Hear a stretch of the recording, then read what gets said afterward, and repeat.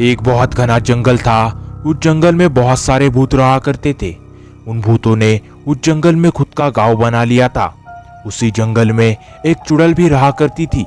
वो चुड़ैल इंसानों का मांस बेचकर पैसे कमाती और उसी चुड़ैल के साथ एक राक्षस भी रहा करता था। ए चुड़ैल, ये मांस ताजा तो है ना?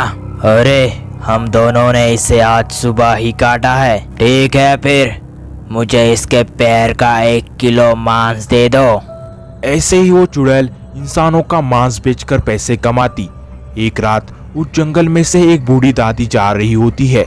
उसका भाई जिसका नाम राजू था, उसकी तबीयत खराब हो गई थी। वो उस जंगल के दूसरी तरफ जो गांव था उसमें रहा करता था। उसे देखने के लिए वो बूढ़ी दादी जा रही होती है। तभी झाड़ियों में छुपे हुए राक्षस और चुड़ैल उसे देख लेते हैं। आज हमें बहुत जल्दी शिकार मिल गई। किसी गांव में भी जाने की जरूरत नहीं पड़ी। चलो इसे जल्दी से पकड़ लेते हैं। राक्षस और वो चुड़ैल उस बूढ़ी दादी को दोनों ओर से घेर लेते हैं। ए बूढ़ी, अब तू नहीं बच पाएंगी। मुझे जाने दो, मेरे भाई की तबीयत बहुत खराब है। मुझे उससे मिलना है, मुझे जाने दो।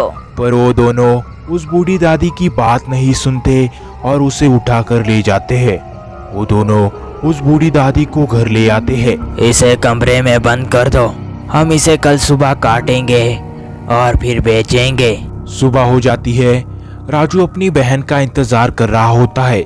तभी उसकी पत्नी उससे कहती है, आपकी बहन कल आने वाली थी, फिर भी आई नहीं। उसे आपकी फिक्र है या नहीं? उसे कुछ काम होगा इसलिए नहीं आई। पर मेरी बहन मुझसे बहुत प्यार करती है, वो मुझसे मिलने जरूर आएगी। पर राजू को एक खबर तक नहीं थी कि यहाँ पर उसकी बहन को काट कर उसका मांस बेचा जा रहा है।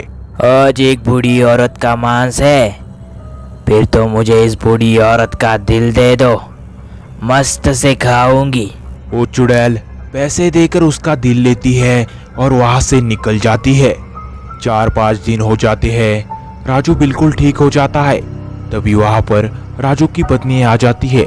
वो बहुत ज्यादा घबराई हुई लग रही थी। ये देखिए, आपके बहन के पति का खत आया है। उसमें ये लिखा है कि 4-5 दिन हो गए आपके बहन को आए हुए। अब उसे घर भेज दो, मुझे घर के काम नहीं होते। उसे जल्दी से घर भेज दो और आपकी तबीयत का ध्यान रखना। मेरी बहन यहाँ पर आई ही नहीं, फिर वो कहाँ गई होगी? आपकी बहन गलती से उस भूतों के गांव में तो नहीं गई होगी? हे भगवान, ऐसा नहीं हो सकता। मुझे जल्दी से तांत्रिक के पास जाना होगा। राजू तांत्रिक के घर निकल पड़ता है। वहां जाकर वो सारी बातें तांत्रिक को बताता है। तुम्हारी बहन को मरे हुए 5 दिन हो चुके हैं और उसका मांस भी उन भूतों ने बेच दिया है। अब तुम्हारी बहन वापस नहीं आ सकती। हे भगवान, ये क्या हो गया? ना मैं बीमार होता, ना वो मुझसे मिलने आती और ना ही उसकी जान जाती। आप मुझे बताओ तांत्रिक जी, उन भूतों को कैसे मार सकते हैं? मैं अपनी बहन के मौत का बदला लेकर रहूंगा। उन भूतों को मारा जा सकता है। मेरे साथ आओ, मैं तुम्हें कुछ दिखाता हूँ। ये देखो, ये बहुत पवित्र धूप के गोले हैं। अगर इनमें से एक भी गोले को उन भूतों के गांव में जलाओगे तो इसके धुएं से सारे भूत मर जाएंगे। ठीक है, मैं जलाऊंगा एक गोले को उन भूतों के गांव में। ये इतना आसान नहीं है। बहुत लोग तुम जैसा बदला लेने के लिए ये गोला लेकर उस गांव में गए थे, पर उनमें से कोई भी जिंदा नहीं आया। राजू बिना कुछ सोचे उसमें से एक गोला उठाता है और जंगल की तरफ निकल पड़ता है। उसे जाते जाते रात हो जाती है। तभी रास्ते में राक्षस और चुड़ैल उसे दोनों साइड से घेर लेते हैं और उसे उठाकर गांव में ले जाते हैं। इसे हम कल सुबह काटेंगे, तब तक इसे एक कमरे में बंद कर दो। बहुत गहरी रात हो जाती है। तभी राजू को होश आ जाता है। राजू उस धूप के गोले को बाहर निकाल कर जलाता है। धीरे धीरे उसका धुआं पूरे गांव में फैल जाता है। सुबह तक उस गांव के सारे भूत मर जाते हैं।